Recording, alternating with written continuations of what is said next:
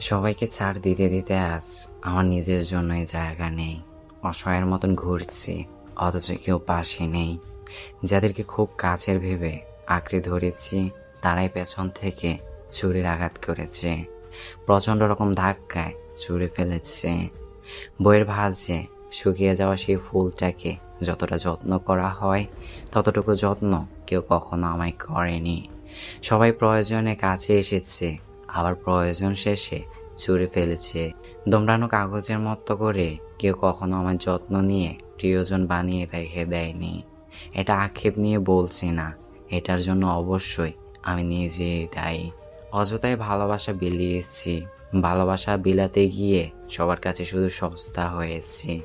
ভেবেছিলাম যাদের দুঃখে কাঁধ বাড়িয়েছি, তারা হয়তো আমার দুঃখে কাঁধ বাড়াবে, কিন্তু আমি ভুল ছিলাম।